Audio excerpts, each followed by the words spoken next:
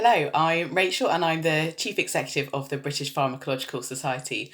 I'm really excited to announce with you that the workshop and symposia submissions are now open for Pharmacology 2021.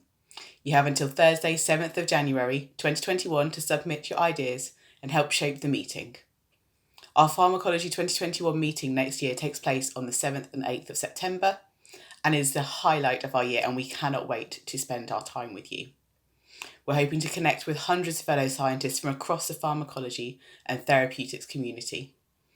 It's a very special year for the Society next year, as 2021 marks 90 years since its formation and 75 years since the first edition of the British Journal of Pharmacology.